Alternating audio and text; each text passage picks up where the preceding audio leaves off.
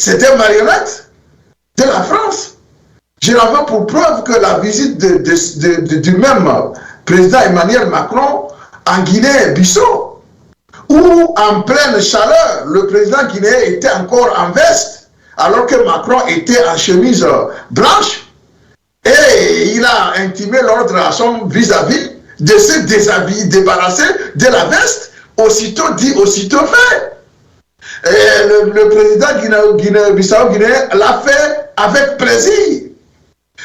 Même si c'était, en tout cas, dans le fait que le président guinéen se trouvait, il ne devait pas rapidement s'exécuter comme l'a fait. Je ne sais pas pourquoi Macron l'a fait publiquement. Il aurait pu faire ça d'une manière autre qu'on n'aurait pas vu cela. Mais il a fait pour dire aux Africains que voilà, c'est moi qui domine vos présidents, ce que je veux, ils le font. Et donc tout cela nous a amené à totalement perdre espoir quant à la capacité de la CEDEAO et de ses dirigeants à agir d'eux-mêmes. Et tout cela vient prouver que, au fait, la CEDEAO est une institution instrumentalisée dès l'extérieur. Et donc, quand le général Tiani le déclare et les autres membres de la S le déclarent, ils n'ont pas tout faux. Non! Nous aussi, nous sommes convaincus que la CEDEAO n'est pas indépendante. D'ailleurs, quand on nous dit que la plupart, disons 80% du financement de la CEDEAO vient de l'extérieur, on nous dit que c'est la main qui finance, qui donne, c'est la main qui ordonne, qui dicte ses lois. Est-ce que selon vous, l'AES peut réussir cette mission-là? Est-ce qu'elle est bien nantie pour se retrouver économiquement, mettre en place sa propre monnaie, aller de l'avant, ne pas s'occuper de la CEDEAO et l'intégration totale de la sous-région? Le Burkinabé dit il n'y a pas de linga possible. Il n'y a rien qui est impossible lorsque l'on veut. Alors vous avez vu, les Burkinabés nous ont prouvé que même le blé peut se cultiver sur la terre burkinabé. Et ils l'ont prouvé. Nous avons vu des échantillons de champs de blé. C'est qu'on nous a dit que dans les déserts, on ne peut pas cultiver le blé. Mais on nous a prouvé cela. Maintenant, si on a pu mettre sous terre une plante qui n'a jamais été possible dans le désert et avec des résultats, dis-moi ce que l'on ne peut plus faire. C'est la volonté. Et donc, moi, je pense que, comme je l'avais dit auparavant, il suffit que les pays de la Est tirent les leçons de ce qui s'est passé au sein des autres organisations, en vraiment se focalisant sur l'essentiel du développement humain, le potentiel que ces pays-là ont. Vous avez de l'or, du pétrole, du diamant, comment appelle-t-on, de l'uranium. Mais si vous avez tout ça là et vous ne pouvez pas transformer vos pays, c'est que vous n'êtes pas, vous n'êtes pas des gens à supporter. Donc pour vous, pour la Malaisie et autres. C'est la transformation va se faire sur place alors, professeur. Oui, je viens. C'est ces pays qui n'ont pas ces ressources-là. Mais regardez comment ces pays-là prospèrent aujourd'hui. Donc moi, je pense qu'il suffit d'avoir une vision et un objectif bien précis. Et de travailler à atteindre ces objectifs-là, je vous dis, les pays de l'AES vont montrer le chemin. Et ils seront un exemple à suivre pour toute l'Afrique. Moi, j'y crois. Il faut seulement que cela ne soit pas des discours. Il faut qu'ils se mettent au travail. Et je sais qu'avec la discipline, ces pays-là sont partis pour réussir. Ils ont des moyens colossaux. Il y a des ressources, comment on appelle ça, naturelles qui sont là. Et moi, je pense qu'il faut les exploiter pour le peuple et non pour les individus. Ouais. D'accord. Professeur, je pense que vous avez attaqué vraiment ce qui est à comprendre. Alors, Alexis, de votre côté, nous avons des ressources, comme l'a dit le professeur. L'Afrique est nantie aujourd'hui, enfin, l'Afrique est gorgée de richesses potentielles. Même, il y a une carte de 1 milliard qui a été confectionnée par ceux-là même qui connaissent l'Afrique, pour ne pas dire l'extérieur, qui a mis en place une carte pour relever toutes les richesses minières de l'Afrique. Ça veut dire qu'ils savent aujourd'hui où se trouvent tes richesses, dans quel, dans quel environnement chez toi. Alors, en voyant tout cela, est-ce que cela suffit réellement d'avoir ces ressources uniquement, alors que ces ressources-là, au lieu de les transformer sur place en produits finis, il faut les transformer de l'autre côté. Est-ce que vous croyez que nos pays aujourd'hui qui sont mis ensemble, qui sont d'ailleurs nantis de beaucoup de richesses, peuvent chercher à rendre en produits finis leur richesse pour ne pas souffrir, pour ne pas être aussi délabrés de manière économique? Oui, M. Serge-Signawa. Écoutez, je vais vous dire ceci. Il y a un écrivain qui disait ceci. Je parle de ces millions d'hommes à qui on a inculqué savamment la peur, le complexe d'infériorité, le tremblement, l'agenouillement, le larbinisme. C'était Aimé Césaire qui l'écrivait dans son discours sur la colonisation.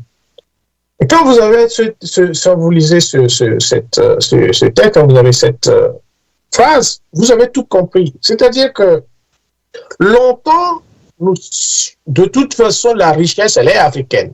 Le savoir est africain. La pensée est africaine. L'humain est africain.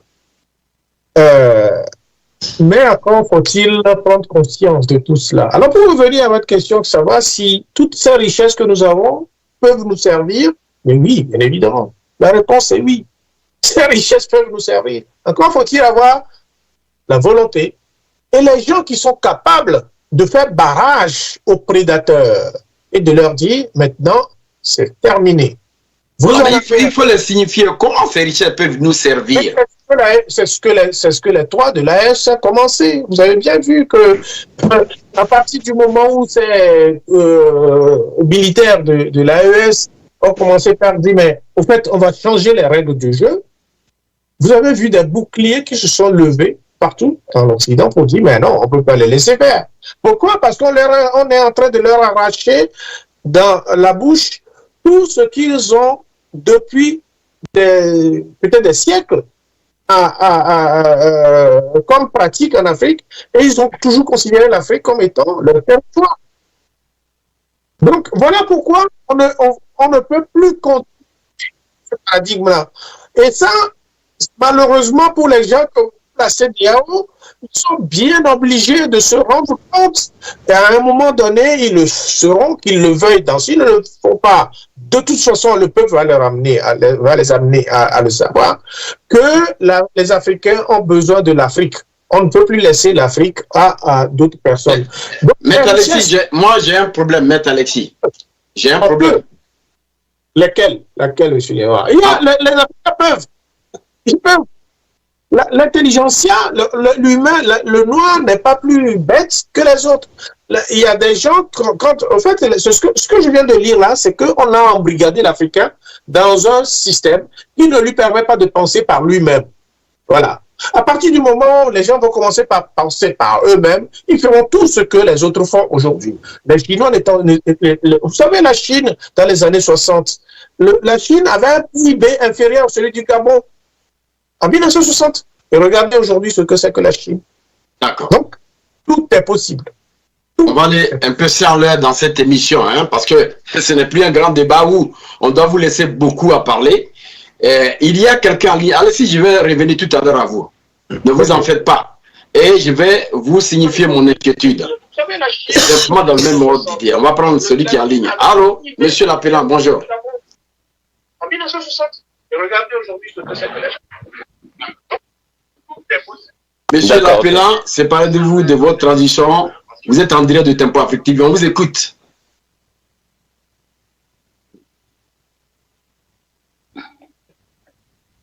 Allô? Allô? Oui, on vous écoute, monsieur. Oui, bonjour. Oui, je veux intervenir sur le sujet en question. D'accord, je dis allez-y, bonjour vous à tout avez le une seule monde. minute pour Merci intervenir. pour votre émission. Vous nous édifiez beaucoup. D'abord, bon, pour le cas Togo, quand le parlementaire sénégalais est encore intervenu, c'est encore un Sénégalais qui est intervenu, et nous sommes sur une chaîne bon, financée bon, peut-être par les Sénégalais, et je vous dis merci au Sénégal pour son leadership, et je dis merci au Sénégal pour son leadership, et aussi je viens dans le vif du sujet. Nous, les Africains, nous avons un complexe.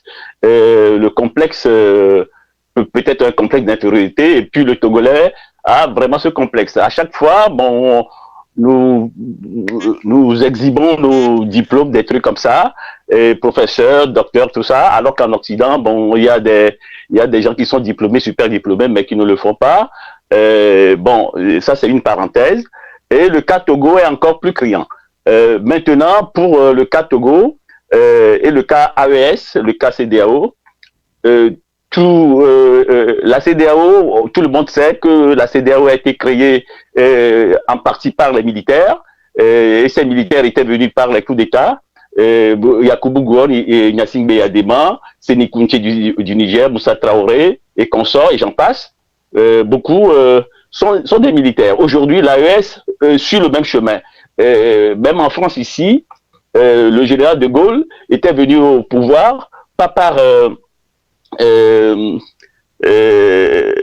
élection, mais par un coup de force. Même l'histoire de ce pays, la France, ceux qui ont construit ce pays sont des militaires. Napoléon et consorts sont des militaires. Ils ont construit le pays. Aujourd'hui, on veut que ce soit les intellectuels, entre guillemets, qui ont été à l'école des autres, qui dirigent nos pays.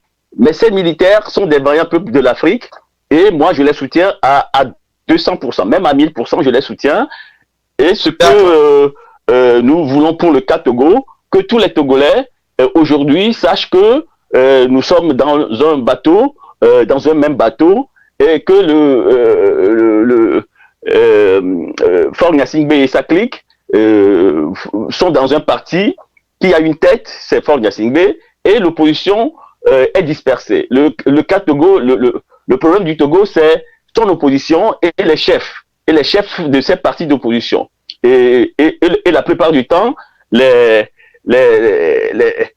partis sont des partis régionalistes, ethnicistes, et ça, c'est très déplorable. Aujourd'hui, il y a une tête on vous a compris, on est sur l'AES aujourd'hui, monsieur Lapela. Il faut se circoncire sur l'AES, on va parler spécialement du Togo. Qui pointent leur nez pour mettre encore la machine à perdre en marche. Bon, il faut que ça s'arrête, qu'on se consacre, il faut qu'on se concentre sur une seule personne, celui qui doit mener cette lutte. Monsieur Lapela, on vous a compris. Tout notre accord, tout notre amour, toute l'énergie nécessaire. Donc j'invite tous les Togolais à se concentrer sur une seule personne. Bon, il n'est pas le Messie, mais il a eu le courage et l'abnégation de sortir la tête et de dire tout haut ce que tout le monde pense tout bas. Merci, monsieur Lapela. Voilà, c'est de ça qu'il s'agit. Bon, j'interviendrai après. Merci, monsieur Lapela, on vous a entendu. Monopoliser la parole, j'interviendrai après. Merci, voilà, à plus tard. Merci. Voilà, vous avez une seule minute, amis téléspectateurs, quand vous appelez. Vous avez une seule minute de 30 secondes parce que cette émission est suivie de partout. Il y a aussi des gens qui interviennent. Alors, on avait dit que le cas sénégalais, le cas togolais. Monsieur Serge Yawa, je veux monsieur Serge Yawa, donne-moi une seconde là, je vais faire. D'accord. Professeur, on nous dit qu'il y a quelqu'un en ligne. On va le laisser partir. Avant que la personne intervienne, je vais faire un petit ça, une seconde. D'accord, vous avez 30 secondes. C'est urgent. L'appelant qui vient de partir a déclaré que Tempo Afrique TV est financé par le Sénégal ou les Sénégalais. Non. Je veux que ce soit clair. Tempo Afrique TV n'est financé par personne. Nous sommes ici par la volonté de Dieu et nous y serons. Demandez à tous ces pays-là si quelqu'un peut apporter une preuve que nous sommes financés par quelqu'un, vous allez voir. Alors, Tempo est une télévision indépendante. D'ailleurs, pour confirmer et affirmer cette indépendance, nous n'allons jamais nous soumettre à un quelconque financement d'une entité politique d'où qu'elle vienne. Mais si par hasard, vous, les Africains, vous vous reconnaissez en ce que nous faisons, vous voulez aider, c'est votre télévision. Ce n'est pour rien que nous disons, c'est la télévision des Africains, par les Africains et pour les Africains. Merci. Merci, professeur Issifou, pour cette précision. Oui, vous avez entendu. Est-ce que je peux répondre à monsieur Issifou, s'il vous plaît? Je peux faire une suggestion, s'il vous plaît? Oui, mais ce n'est pas... Vous n'êtes pas une confrontation, hein? On vous laisse, mais vous n'êtes pas une confrontation. Allez-y. Allez-y. Ce que je veux dire, si monsieur Issifou dit que bon, la télévision sur laquelle bon, on intervient tous n'est financée par personne, mais bravo, parce que bon, si c'est une chaîne africaine, mais levons des fonds sur cette chaîne. Il faut que chaque Africain participe. Vous mettez des parts. Chaque Africain achète une part ou bien une partie de part. On investit dans cette société pour que cette société devienne une grande société mondiale. Et voilà, une chaîne à l'égal des autres chaînes des autres pays, des grands pays. Aujourd'hui, pour moi, l'Afrique est un pays. C'est un continent, mais c'est un pays pour moi. Bon, chaque acte que pose un Africain implique l'autre Africain qui est à côté. Chaque fois qu'on marche dans la rue, on n'est pas marqué Togolais, Gabonais, Guinéens, Sénégalais. On marche et dans la rue, nous sommes tous doigtés africains. Donc, bon, si on peut acheter des parts dans cette société, chaque Africain participe, même si c'est $1 la part, chaque Africain participe. Ce serait une bonne chose. Voilà, ça c'est ma proposition. Voilà, bon, j'interviendrai après. Merci. D'accord. Merci donc pour tous ceux qui nous prennent en marche. Merci aussi pour l'appelant. Il faut vraiment dire, on l'a signifié depuis des mois et des mois, des années, que c'est une télévision panafricaine. Alors, il est à vous maintenant de faire la survie de cette émission, de cette télévision-là. Parce que c'est l'Afrique qui gagne dans tout cela. Alors, Alexis, vous allez terminer parce qu'on ne peut pas trop durer. On veut vraiment se contenir avec le cas togolais qu'on devait prendre hier.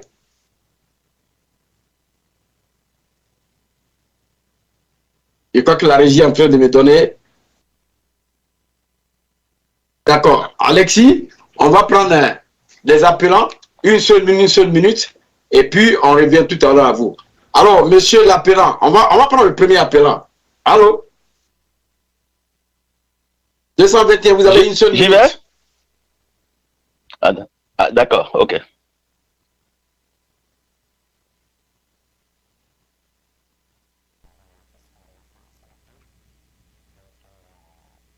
Pas du tout d'accord avec ceux qui, voilà, je ne sais pas si ceux qui se réjouissent de la dislocation de la CEDEAO, voilà, c'est très malheureux aussi. On ne peut pas vouloir l'intégration de l'Afrique et célébrer la désintégration de certaines entités de cette Afrique-là. Donc, c'est malheureux aussi. Les gens disent que voilà, il y a des dirigeants visionnaires au sein de l'AES. Je rappelle que la CEDEAO aussi a été construite, a été bâtie par des dirigeants visionnaires. Donc, nous ne pouvons pas résister au temps parce qu'ils ne sont pas éternels. D'autres sont venus les remplacer et aujourd'hui, la CEDEAO est devenue ce qu'elle est devenue. Juste pour dire que voilà, ni le président Tinubu, ni Ouattara, ni Talon, encore moins Macky Sall, qui n'est plus d'ailleurs président de la République, ne sont la CEDEAO. La CEDEAO est une organisation. Ce n'est pas parce qu'on n'est pas d'accord avec certains principes d'une organisation, à chaque fois qu'on n'est pas d'accord, on va s'en retirer. Le Mali n'est pas d'accord avec certains principes de l'ONU. La Russie, la Chine et les États-Unis ne sont pas du tout d'accord. Ce qui oppose ces pays-là est plus grand que ce qui oppose l'AES à la CEDEAO. Et pourtant, ces pays-là continuent de siéger à l'ONU. Moi, je crois qu'il faut travailler à réformer. Il faut travailler à réformer cette CEDEAO-là que de vouloir la tuer et aller recommencer à zéro. Les gens se réjouissent de l'intervention du dirigeant sénégalais, du député sénégalais au Parlement de la CEDEAO, eh bien, je pense que si la voix du Sénégal était écoutée, si les Maliens, les Nigériens et les Burkinabés avaient accepté de rester à l'intérieur de la CEDEAO et de se battre à réformer cette organisation-là, je pense que leur voix serait encore beaucoup plus entendue. Donc voilà, merci beaucoup et voilà, bonne émission à tout le monde. Merci, l'appelant. On va prendre l'autre appelant. Oui, bonsoir Serge, bonsoir à tous les panélistes, bonsoir à Malik à la technique et bonsoir aux Africains, à ceux qui écoutent ou ceux qui regardent. Je vais dire que pour donner un petit exemple, je dirais que lorsque nous avons par exemple nos maisons familiales, que ce soit nos pères ou nos grands-pères qui les ont construites, au moment où ils ont commencé par les construire, personne ne pensait que ce sont les petits-fils. Bon, on pourrait déjà penser que ce sont les petits-fils et les arrière-petits-fils qui en bénéficieront.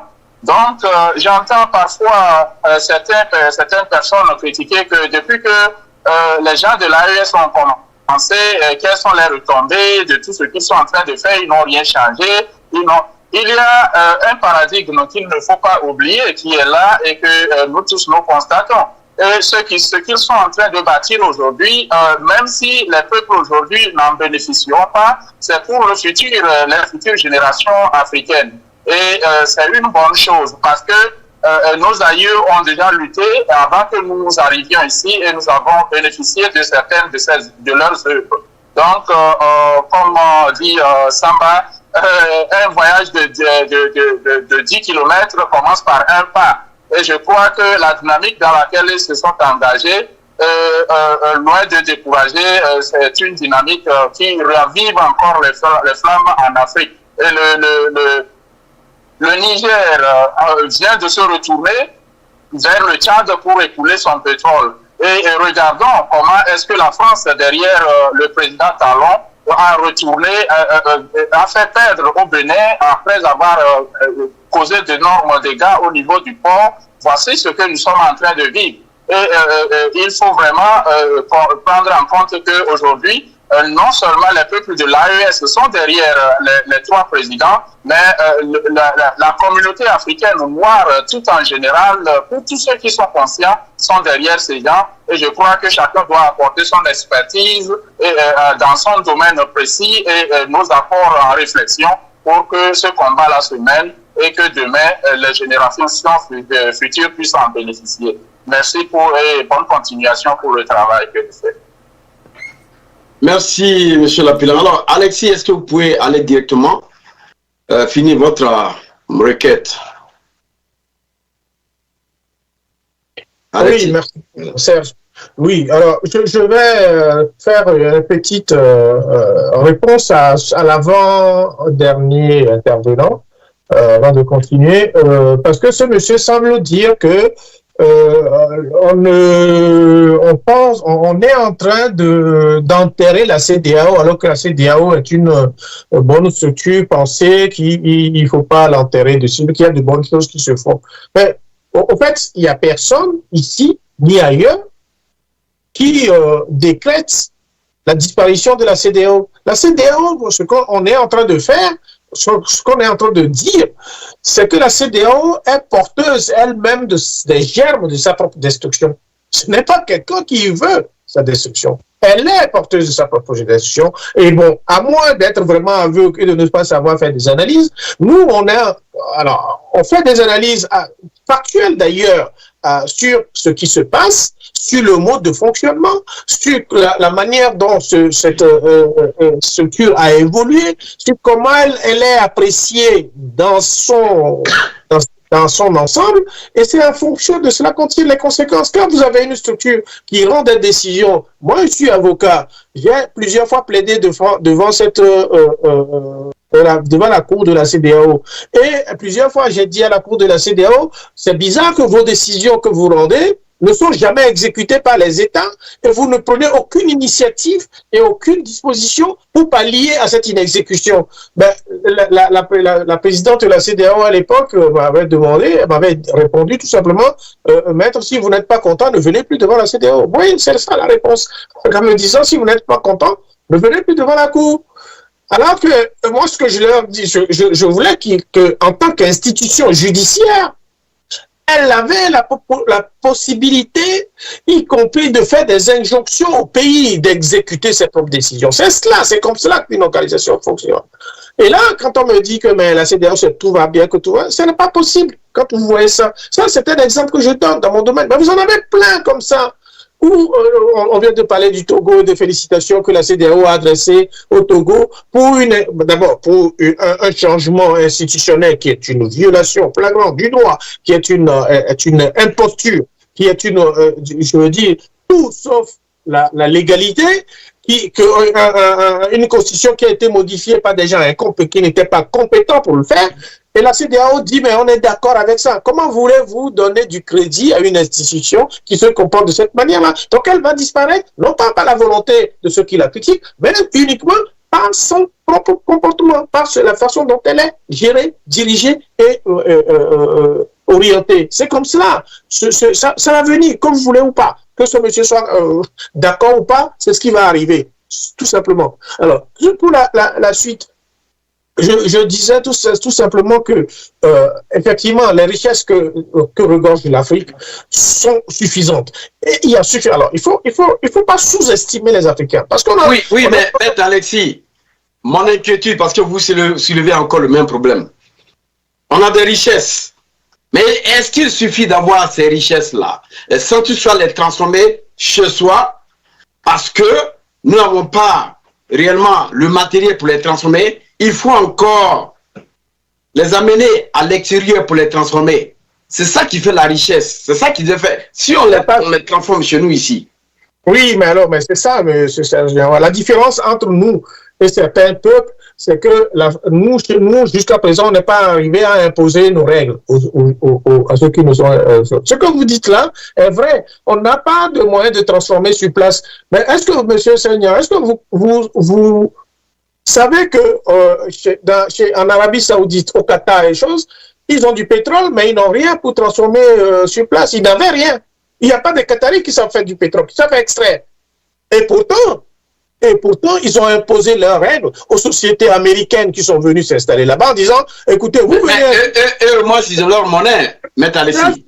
J'ai fini. Vous venez exploiter le pétrole chez nous, mais écoutez, nous, on vous donne 30 ou 40% et le reste, c'est chez nous. C'est comme ça. Et les choses se feront chez nous selon nos règles. C'est ça, la réalité. Ce que les Africains n'ont jamais su faire.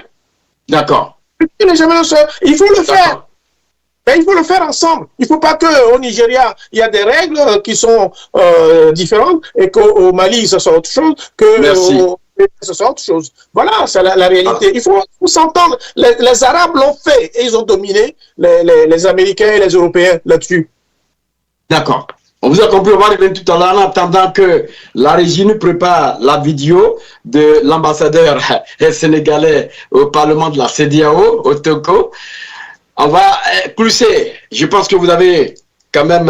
il y a eu les appelants et nous parlons tout à l'heure des 3 pays qui aujourd'hui ont pris cette responsabilité pour leur souveraineté. Mais aujourd'hui, la monnaie n'est pas encore échangée. J'aurais appris qu'il y aura une monnaie sahélienne.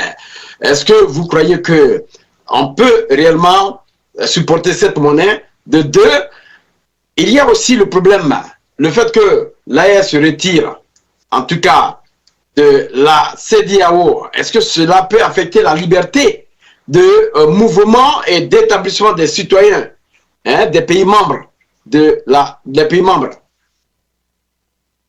Bon, je l'avais dit tout à l'heure que les militaires ont mis en place la CEDEAO. C'est grâce aux militaires aujourd'hui que la CEDEAO va disparaître. Bon, en fait, ce que je voulais dire par là, c'est pas une question en tant que telle de militaire ou pas militaire, mais c'est une question de vision.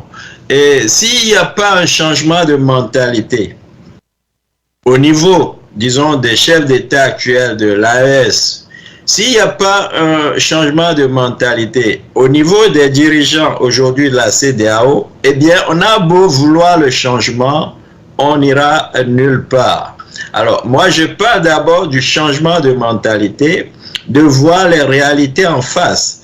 Que si on veut une Afrique qui demain se développe, si on veut une Afrique qui soit ou bien ait sa place dans le concert des nations, eh bien, il va falloir mettre le doigt sur certaines choses et commencer par cette base-là. J'ai toujours dit, moi je suis un architecte, et que la fondation, quand on construit les immeubles, ça compte beaucoup pour moi. Quelle est la fondation aujourd'hui sur laquelle les pays de l'AES se basent pour dire que oui, ils peuvent être une alliance et sortir vraiment la CEDEAO, alors qu'on est tous dans une sous-région où on est plus ou moins interdépendants. Quand vous parlez de monnaie, est-ce que si l'AES fait sa monnaie aujourd'hui et qu'il y a une mauvaise gouvernance, est-ce que la monnaie seule suffira pour apporter ce développement-là auquel ils s'attendent? Je dis non. La même chose. On a beau changer la monnaie au niveau de toute la CEDEAO ou bien du franc, de la francophonie ou bien du franc CFA que tout le monde ne veut plus aujourd'hui. Ben, s'il y a une mauvaise gouvernance, cette monnaie-là, on a beau la changer, ça ne nous donnera rien. La preuve, des pays comme le Nigeria ont leur monnaie. Un grand pays de je ne sais pas combien, son armée, c'est 200 et quelques mille personnes. Et qu'est-ce qu'ils arrivent vraiment à faire dans le concert des nations aujourd'hui? Donc moi, c'est à ces réalités-là que j'aimerais inviter les Africains à regarder ces réalités-là en face. Et donc, oui, mais Monsieur Clousset, on vous comprend très bien. Mais l'Afrique est née depuis... Il y a combien d'années l'Afrique aujourd'hui est née?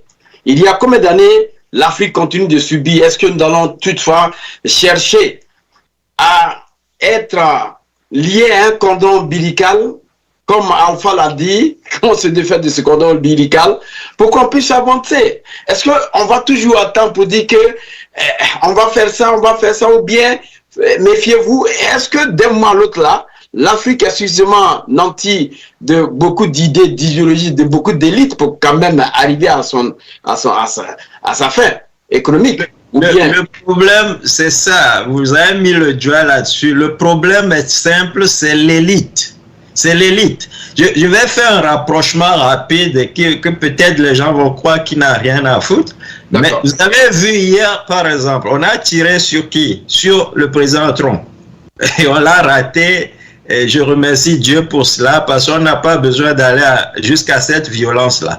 Mais on ferait une enquête et on mettrait le doigt sur les raisons pour lesquelles quelqu'un a voulu tuer le président Trump. Que moi qui vous parle là, dans une discussion avec mes amis, un mois à l'avance ou un mois et demi déjà, je disais qu'ils allaient le tirer dessus. Ce n'est pas qu'il y aurait une conspiration, que bon, ce soit les démocrates qui viennent tirer nécessairement sur Trump, mais avoir les réalités du pays.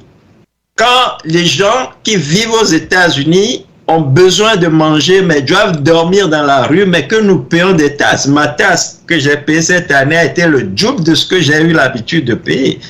Et quand les gens font face à ces réalités-là, mais que l'élite se permet par exemple de se mettre dans une guerre comme celle de Gaza, où on voit des enfants tués, etc., ou bien dans une guerre en Ukraine, où on sait que l'Ukraine et la Russie sont des voisins qui seront tués. Quelle est la similitude que vous voulez faire vis-à-vis de ces deux pays? Les raisons qui poussent les gens à être meurtris aujourd'hui, à se fâcher, à vouloir tuer l'élite, c'est les mêmes raisons qui nous poussent en Afrique aujourd'hui à vouloir voir par exemple l'AES grandir, etc. Parce qu'on veut cette nouvelle vision, on veut que l'Afrique profite aux Africains, que nos richesses profitent au peuple, tout simplement.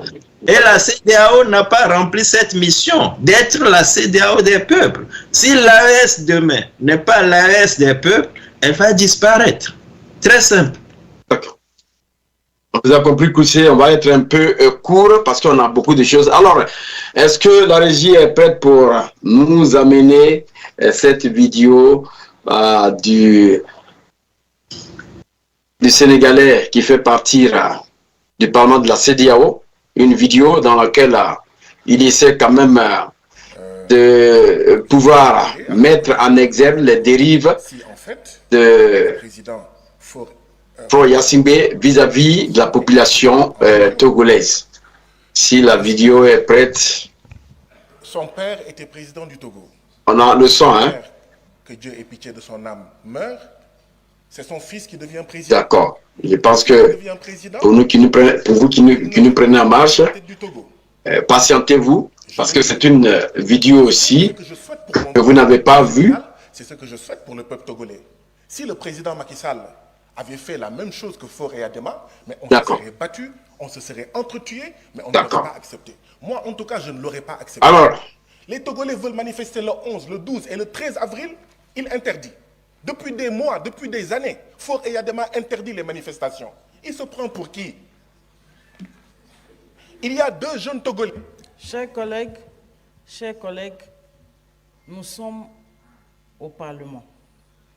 Si vous voulez... Parce que son père était président du Togo. Son père, que Dieu ait pitié de son âme, meurt. C'est son fils qui devient président. Le fils qui devient président, il ne veut pas quitter la tête du Togo. Je le dis parce que ce que je souhaite pour mon peuple, le Sénégal, c'est ce que je souhaite pour le peuple togolais. Si le président Macky Sall avait fait la même chose que Faure et Adema, mais on se serait battu, on se serait entretué, mais on ne l'aurait pas accepté. Moi, en tout cas, je ne l'aurais pas accepté. Les Togolais veulent manifester le 11, le 12 et le 13 avril, il interdit. Depuis des mois, depuis des années, Faure et Adema interdit les manifestations. Il se prend pour qui?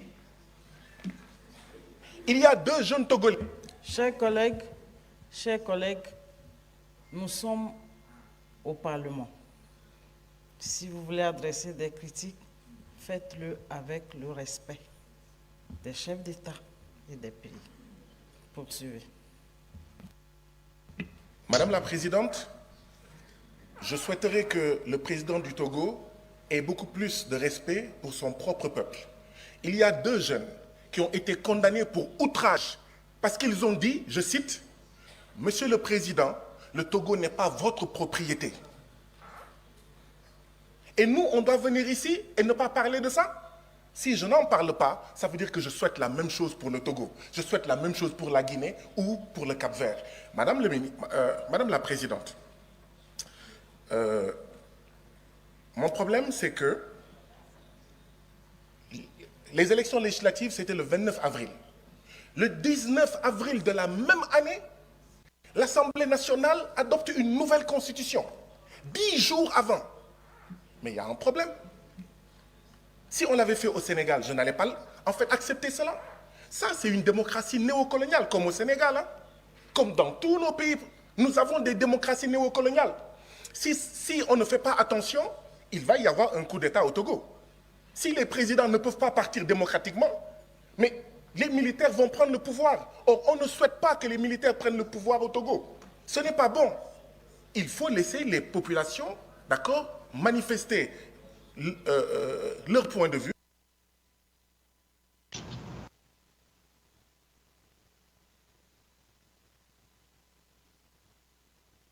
D'accord. Amis téléspectateurs, amis auditeurs, vous avez donc suivi, en tout cas, le parlementaire sénégalais qui a quand même fait une déposition, ce que les gens ne veulent pas attendre. Vous avez entendu aujourd'hui, et la présidente, elle a répliqué pour dire, chers collègues, essayez de rester dans le sujet sans agression. Vous avez vu comment le Sénégalais a réagi. Il ne supporte personne, il ne supporte que la population. Alors, je pense qu'on va aller, professeur Youssouf, vous avez eu vent et marée du contenu de cette vidéo. Quelles sont vos réactions? Merci beaucoup. D'abord, je vais prendre, ou en tout cas sur moi, la responsabilité de parler au nom du peuple togolais et d'envoyer nos félicitations et notre gratitude à monsieur, je pense que il s'appelle Sagna, je pense, notre gratitude à ce monsieur, à ce parlementaire que j'ai découvert déjà depuis le Sénégal parce que il était l'un des porte-voix du PASTEF, du parti de Sonko Diomaye Faye, qui se battait. Il a même fait la prison à cause de sa lutte pour le droit dans son pays. Et il est en train d'exporter cette lutte-là au niveau de la CEDEAO. Je pense que le peuple togolais lui est reconnaissant. Nous sommes fiers de lui. Ce sont eux qui font l'avenir de l'Afrique, pas les autres là, qui sont là, qui veulent continuer par perpétrer l'arbitraire et l'encourager.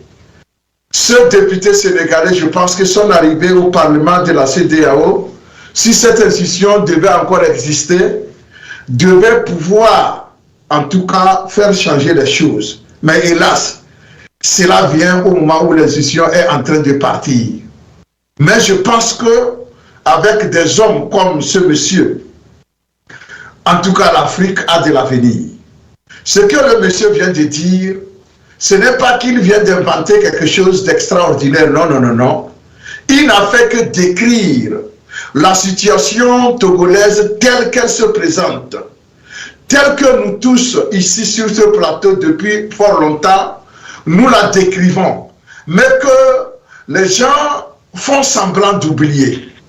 Voilà une institution qui dit 6 mois avant les élections dans un pays membre, on ne peut pas toucher à aucune institution, ni la Constitution, ni les textes. Et voilà qu'un des membres, à une semaine des élections, se permet de, non seulement ce n'est pas modifié, de changer fondamentalement la loi fondamentale d'un pays. Et le parlement de cette institution est là, elle ne dit rien. Les chefs d'État de cette institution ne disent rien.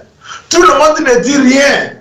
Et tout le monde est là, regarde, comme si le Togolais a commis, et comme si c'était le Togolais qui avait tué Jésus-Christ. Ce n'est pas le Togolais qui l'a fait, s'il vous plaît. Nous ne sommes pas le Ponce Pilate. Mais pourquoi le monde veut punir le Togolais? Qu'est-ce qu'on a fait? Voilà. Et après, cette institution vient dire, nous prenons acte et nous félicitons. S'il vous plaît, Monsieur Sagna qui est devant nous, il faut le célébrer comme un héros. Et je demande à tous ces parlementaires de la CEDEAO, y compris la présidente, qui se trouve être une Togolaise, d'embrasser le message de M. Sagna et de mettre fin à la pagaille au Togo. Parce que le peuple togolais en a marre. Nous sommes fatigués. Qu'est-ce que nous avons fait? S'il vous plaît, qu'est-ce que nous avons fait pour mériter cela? Donc ici, je ne peux que féliciter M. Sagna et lui dire que Dieu l'a entendu. D'accord. Et que Dieu le bénisse. Merci.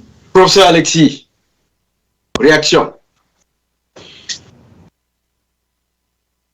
Votre micro. Oui, merci, M. Serge. Je relève 3 choses importantes dans cette intervention de ce parlementaire. Et comme mon compatriote et frère, professeur Sifou, je le remercie. Je le remercie sincèrement pour son intervention parce que dire les choses qu'il a pu dire du Togo, y compris devant un parlement de la CEDEAO, c'est très difficile pour certains, hein, parce que le système de Faure-Gnassingbé, bon, il appelle ça Faure-Gnassingbé, mais en fait, Gnassingbé, c'est le père, c'est pas lui. Le système de Faure-Gnassingbé est rude. C'est un système qui broie, c'est un système qui tue, qui emprisonne, qui n'a pas d'état d'âme dans ses actions. Donc, il faut, quand on parle, nous qui parlons ici, nous sommes le qui vivent tout le temps, parce que on ne sait pas, c'est un monsieur qui est capable de vous éliminer, s'il en a la possibilité. Il élimine ses propres frères, les autres, c'est pas béni pour lui. Alors, la première chose que je relève dans l'intervention de ce parlementaire, c'est que il se positionne non pas en parlementaire du Sénégal, non pas en parlementaire de la CEDEAO tout court, mais en panafricain, un vrai panafricain. Alors, je suis heureux de savoir qu'il fait partie du PASTEF, donc ça peut s'expliquer. Ça veut dire quoi? Ça veut dire qu'il est élu parlementaire, il reconnaît que sa défense, c'est de défendre le peuple de l'Afrique de l'Ouest et non pas seulement les Sénégalais. Et c'est la posture qu'il a. Félicitations à lui, parce que très peu le savent à la CEDEAO, la Cour de la CEDEAO, qui sont élus pour défendre non pas leur pays, mais pour défendre la communauté, le peuple de la communauté. C'est ça, les parlementaires de la CEDEAO. C'est leur rôle. Très peu le savent. Donc, merci pour lui. C'est le premier constat que je fais de son intervention. Le deuxième constat que je fais de son intervention, c'est qu'il interpelle les Togolais sur un point. Sachez, mes frères et mes sœurs togolais et togolaises, que vous avez la responsabilité de défendre votre pays et de le défendre comme il le faut. Parce qu'on vous interdit de faire ça, on vous interdit de faire ça, on vous interdit de faire ça, mais c'est illégal, l'interdiction. Vous avez intérêt à le faire parce que il le dit, hein, si ça avait été chez moi au Sénégal, ça n'aurait pas passé. On se serait soulevé, on aurait fait des actions et ça n'aurait jamais passé. Voilà le message qu'il a passé aux Togolais. Et si les gens ne l'ont pas compris, c'est le deuxième message très important de ce monsieur. Troisième chose que ce monsieur fait, c'est qu'il a fait comprendre à la présidente, parce que la présidente l'a arrêté à un moment donné, pour lui dire, mais écoutez, si vous voulez parler, respectez au moins les chefs d'État. Mais il n'en avait rien à cure. Il n'a rien à cure de cela. Il a continué tout simplement en disant, écoutez ce monsieur, parce qu'il appelle Foyadema, ce monsieur, voilà comment il est, voilà ce qu'il fait dans son pays, et c'est inadmissible ce qu'il fait dans son pays. Il n'a pas du tout écouté la présidente, parce qu'ailleurs, un parlementaire comme ça, il se serait tué, ou il aurait changé de discours, ou peut-être n'aurait même pas continué. Mais lui, il a continué, parce qu'il s'est dit, vous m'avez arrêté, mais j'ai pas fini mon idée de parler. Vous m'avez arrêté, mais c'est parce que je vais continuer de dire ce que je dis, et personne ne m'interdira de parler, parce que je suis parlementaire, et mon rôle est de défendre le peuple d'Afrique de l'Ouest. Et félicitations à ce monsieur. Franchement, bravo à lui. Je crois que si les Togolais lui avaient demandé de t'intervenir pour eux, il n'aurait pas fait aussi bien, aussi mieux qu'un Togolais. Parce que ces trois points-là, il faut les relever et j'interpelle les Togolais là-dessus. Parce que ce qu'il dit, le message qu'il passe, ce message, il faut l'écouter. Et c'est à eux de se lever, de dire tout ce qu'on nous fait depuis des années, c'est inadmissible, on ne peut pas laisser faire. Un Sénégalais dit au Sénégal, ça ne sera pas passé. Au Togo, ça ne doit pas passer non plus. D'accord. Alors, Clouset, vos réactions. Nous sommes tenus maintenant par le temps. On n'a que 5 minutes. Vous allez profiter de ces 5 minutes-là. Je vais essayer d'aller très très vite. Je remercie comme mes collègues ce parlementaire sénégalais. Et je remarque qu'il y a peut-être 5 ans, il n'aurait pas pu parler comme cela. Et ça veut dire quand même que il y a un changement qui s'annonce en Afrique ou que ça devient visible. Et ce changement-là qui vient au niveau du peuple, qui peut aujourd'hui parler, je dirais, à ses dirigeants, eh bien, c'est ce qu'il nous faut pour arriver au panafricanisme dont je parle. Et donc, je dirais que c'est vrai, l'AES aujourd'hui constitue un noyau, mais je crois que le Sénégal a un grand rôle à jouer en matière de panafricanisme.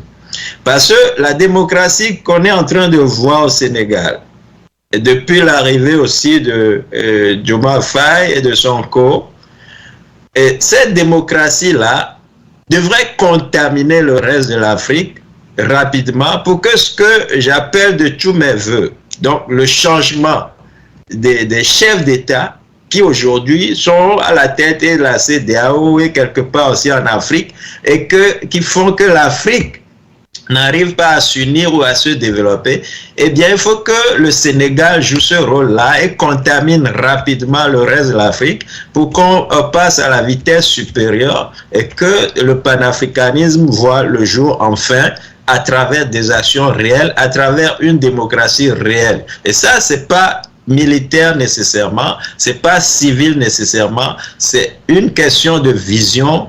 Et cette vision-là, il faut que le Sénégal l'entretienne pour que le reste de l'Afrique ait cette lumière et qui va changer l'Afrique en une Afrique panafricaine. C'est ce que je crois qui est... Votre mot de fin. Votre mot de fin. Mot de fin, j'insiste là-dessus, il va falloir que les Africains, et quand je dis Africains, je parle du peuple, que le peuple commence par s'exprimer, du moins dans les pays qui sont plus ou moins stables, où il y a une certaine démocratie, comme le Sénégal, et donc que le peuple soit le moteur de la démocratie et que nous voulons pour l'Afrique. Les Africains que nous sommes, merci. Nous devons commencer par parler, nous devons commencer par agir et non pas seulement laisser nos chefs d'État parler à notre place. Merci. Merci, professeur Moussa. Je pense que nous sommes tenus par le temps. Je voudrais vous demander tout simplement votre mot de fin.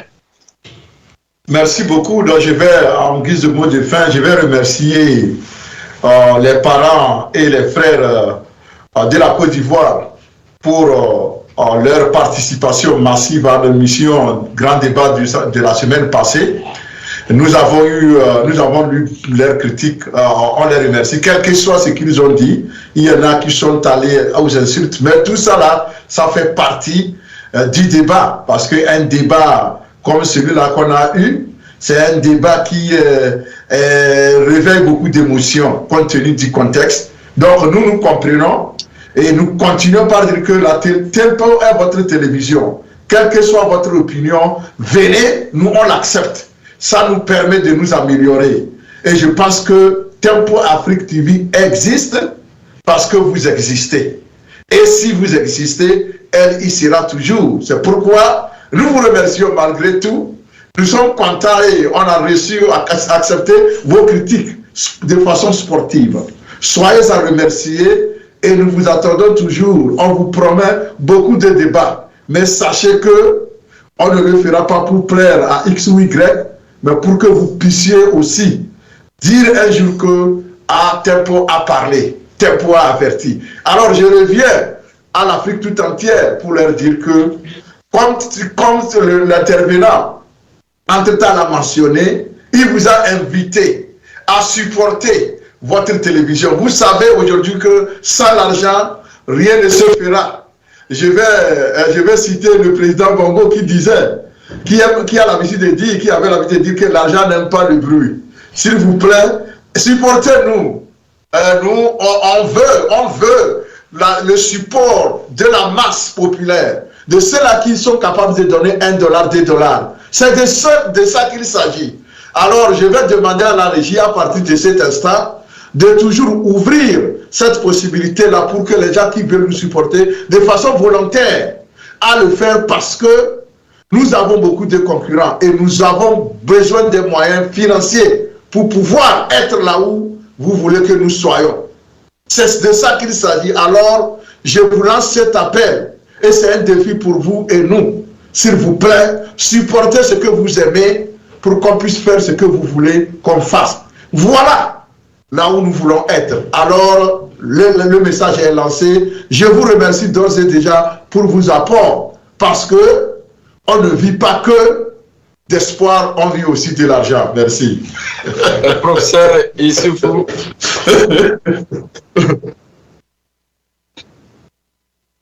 Alors, voilà notre appel. Professeur Issoufou, merci. Hein. Oui,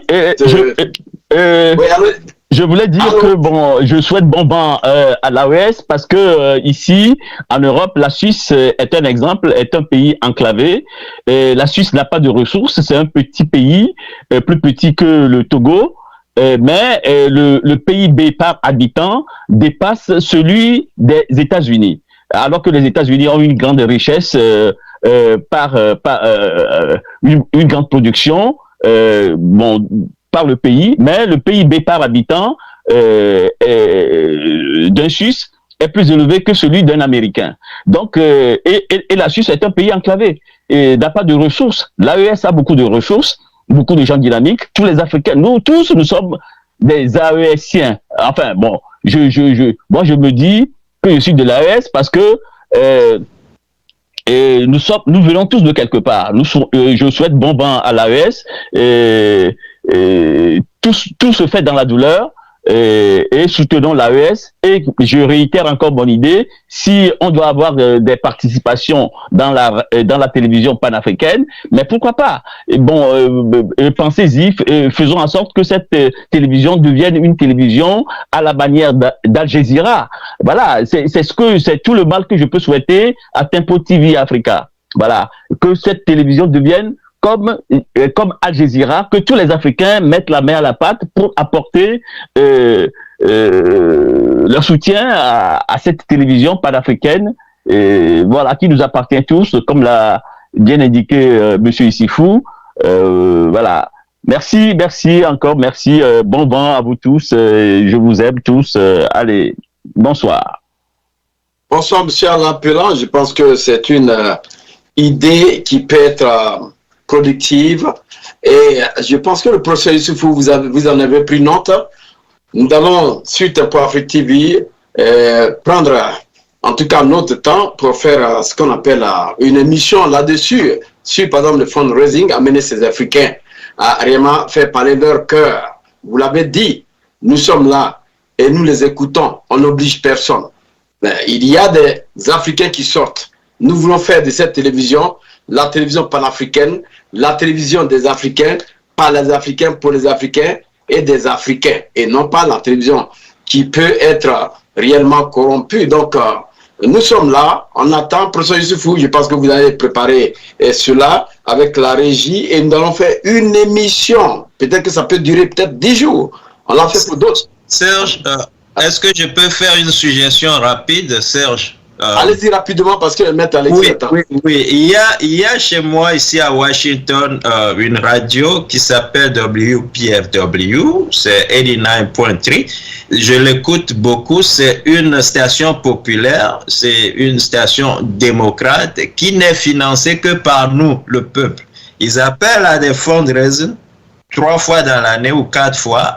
Et chacun y met de son sou. C'est comme cela que nous arrivons à parler ouvertement, à éventuellement crier sur le président de la République ici aux États-Unis. Et je crois que Tempo doit faire pareil parce que ça fait 40 ans qu'ils tiennent ou plus, mais grâce seulement aux cotisations du peuple. Mais il faut faire un fundraising dans ce sens-là et je crois que ça doit être lancé et nous y encourageons Tempo Africa TV. Merci. Écoutez, c'est compris, hein? On va le faire 3 fois par semaine. Pas 3 fois par mois, du moins. On va le faire 3 fois par mois. Parce que, voilà, nous voulons montrer aux gens, ceux qui n'ont pas encore vu, les informations qu'ils veulent attendre. On a vu la Côte d'Ivoire hier, la petite émission que nous avons faite hier, pour ne pas dire le grand débat. Cela a été productif. Nous allons aller là où vous êtes, vous apporter les informations. Cette télévision, vous n'êtes pas sans savoir que le Sénégal, vous avez vu le Sénégal aujourd'hui, hein?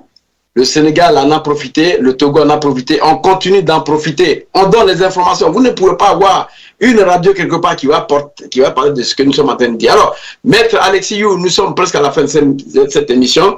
Votre mot de fin. Oui, merci Serge. Je crois que beaucoup de gens, tout le monde a dit l'essentiel. J'irai dans le même sens. Je pense que tout ce qu'on peut faire pour que Tempo grandisse, on le fera tous. Et je crois que tout le monde sera prêt à mettre la main dans la pâte pour que notre télévision se pérennise et surtout grandisse. Merci en tout cas pour tout ce que vous faites, pour toute l'Afrique. Hein. Et pour finir sur notre thème d'aujourd'hui, j'ai 2 choses à dire. La première, c'est que j'invite tous les Africains à continuer de soutenir l'AES comme ils le font. Vous avez d'un côté ces 3 chefs d'État qui sont des visionnaires pour l'Afrique, parce qu'aujourd'hui, ils n'ont pas le soutien que des peuples de l'AES, ils ont le soutien de toute l'Afrique, contrairement à d'autres qui se croient toujours dans l'ancien temps, je dirais dans le temps empirique, et qui pensent que en déléguant deux chefs d'État, dont Faure Gnassingbé et Diomaye Faye, ces deux pourraient faire revenir les trois à la raison. Je crois que, sincèrement, en fait, c'est un manque de vision de la part des gars de la CEDEAO. Parce que, d'une part, Diomaye Faye, il est jeune, il représente pour moi aujourd'hui pas grand-chose dans la sphère politique ouest-africaine. Faure Gnassingbé, bien sûr, c'est un vieux routard de la politique, mais c'est le plus détesté et détestable de la région aussi. Donc ces deux personnes ne peuvent pas aller convaincre ceux qui sont des visionnaires que tout le monde suit aujourd'hui. Donc en fait, pour moi, cette initiative est vouée à l'échec d'abord, et c'est normal d'ailleurs. Alors, moi, il y a une chose qui m'interpelle particulièrement sur Diomaye Faye, c'est que je ne le sens pas trop, ce jeune président. J'ai l'impression que ça aurait été plus facile si c'était Sonko qui est le président que lui. Parce que c'était Sonko en réalité qui devait être président.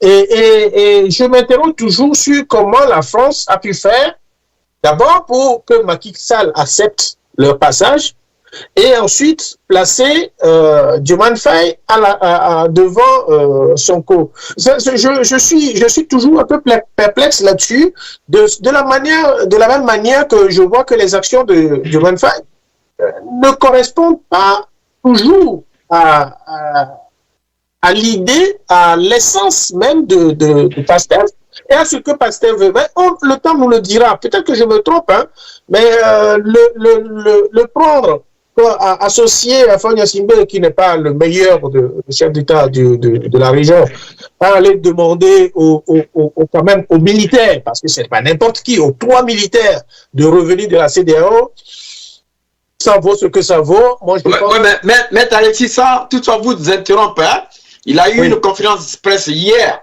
dans laquelle là, il s'est quand même prononcé, il va falloir qu'on l'écoute, et ce sont seulement ces 100 jours. Mais dans un premier temps, lorsqu'il était allé à cette mission, il a dit que personne ne l'a envoyé. Même si on en comprend que la CEDEAO veut le désigner, mais attendons à ce qu'il accepte, attendons à ce qu'il donne sa mission. Ou bien on lui donne la feuille de route. Nous aussi, on va le critiquer. C'est ça. Non, mais parce que j'ai pu comprendre qu'à la suite du sommet de la CEDEAO, la dernière fois, il y a deux présidents qui ont été désignés quand même pour aller vers... l'AES. Donc, il fait la médiation. Ça, c'est une réalité. Donc, c'est de cela que je parle. Et je crois sincèrement que on lui fait porter un chapeau qui est trop grand pour lui, et je ne suis pas sûr qu'il soit en mesure de pouvoir porter ce chapeau-là. Je le dis comme je le pense, mais on verra sur le temps. Pour revenir un peu au Togo, et ce sera mon mot de fin, c'est que on a toujours tapé sur Faure Gnassingbé. Moi, je suis partie d'ailleurs des gens qui tapent beaucoup sur lui, non pas que je le déteste, non, c'est pas le but, c'est que j'aimerais que ce monsieur fasse autre chose au Togo, ce qu'il fait depuis 20 ans. Mais je mets toujours un bémol, parce que Faure Gnassingbé ne dirige pas le Togo tout seul. Ce monsieur ne dirige pas le Togo tout seul. Autour de lui, il y a des intellectuels, et c'est à eux que j'en veux le plus. Tous les intellectuels qui sont au Togo, là, qui font tout pour se maintenir et profiter d'un système, et enfoncer d'ailleurs, parce que c'est eux qui enfoncent Faure Gnassingbé dans le malheur. C'est eux, ce n'est pas Faure Gnassingbé en tant que tel. Lui, Faure Gnassingbé, je suis désolé, il est un peu comme son père. Son père disait toujours, moi j'ai connu son père, je le connais moins, son père disait toujours, moi je ne suis pas un intellectuel, je n'ai pas été à l'école, donc je m'entoure des Togolais qui sont des intellectuels, et je compte sur eux pour faire les choses, pour que les choses aillent bien. Et quand il sait qu'il y a un intellectuel qui ne fait pas le boulot et qui le trahit, mais il y a des mal époques qui frappent. Et lui, c'est sans demi-mesure, il frappe tout de suite. Il n'y a pas de discussion là-dessus. Ce que Faure n'arrive pas à faire, c'est ce que je lui demanderai de faire. C'est-à-dire tous ceux qui sont autour de lui là, qui le trompent, qui n'ont pas envie de lui dire, écoutez, son excellence, cette décision-là, on ne peut pas la faire comme ça, on doit la faire comme ça. Ils n'ont pas le courage de lui dire la vérité. Il faut qu'il les frappe. Il faut qu'il les débête, qu'il les enlève, ou qu'il fasse ce qu'il a envie de faire, comme son père faisait. Ça, s'il fait ça, moi je vais l'applaudir. Il faut pas qu'il Maître Alexis, je pense qu'il y a d'autres qui veulent que Faure Gnassingbé parte. vous êtes en train de le ramener pour dire il n'a qu'à enlever ceux qui sont à côté de lui qui font le mauvais travail. En attendant, il n'est pas parti. En attendant, il fait un voyage autour de lui parce qu'il y a trop de gens mauvais autour de lui. Des gens qui sont... Il n'est pas le seul responsable de la situation. D'accord. Alexis, on vous a compris, hein? Il est seul ou il n'est pas seul. Les Togolais qui partent aujourd'hui, il n'a plus d'assises. Alexis, vous êtes de l'autre côté en France et en Europe. Je pense que l'idée qui a été émise doit vraiment porter beaucoup de fruits de votre côté. Donc, avec la régie, vous allez en discuter. On va vous donner certaines idées, des processus que vous allez quand même essayer de distribuer ou bien faire valoir là où on peut être attendu aussi. Le professeur a compris, Cloutier aussi a compris. On va essayer de mettre en place une équipe et à partir de demain, je crois qu'on va commencer parce que si la maman d'un fou est décédée, il ne faut pas attendre à partir de minuit pour lui annoncer la nouvelle. Donc, dans la journée, la nouvelle est annoncée et le fou, il va essayer de pleurer jusqu'à ce que la nuit puisse s'endormir. Merci encore pour tous ceux qui nous ont écoutés. Malik Sall était la réaction de cette émission. Quant à moi, Serge, pour dire que nous avons eu réellement la rupture entre la CEDEAO et l'AES qui représente vraiment un défi majeur pour la stabilité de l'Afrique de l'Ouest. Les motivations de cette séparation sont donc enracinées dans les accusations d'ingérence étrangère et un manque de soutien perçu de la part de la CEDEAO dans la lutte contre le terrorisme. Les conséquences économiques, sécuritaires et sociales de cette rupture sont profondes et nécessitent une réponse coordonnée et stratégique. Il faut comprendre aussi que au niveau des perspectives d'avenir pour l'AES, ils incluent donc la possibilité de renforcer la coopération interne et de chercher de nouveaux partenariats internationaux pour compenser les pertes économiques et sécuritaires. Cependant, la réconciliation avec la CEDEAO reste une option qui pourrait être explorée pour assurer une stabilité régionale durable. En conclusion, je dis bien en conclusion, la situation, sinon je dirais cette situation complexe qui nécessite réellement, comme je l'ai dit, une analyse profonde et une vigilance constante pour comprendre ses implications à long terme pour la région sahélienne.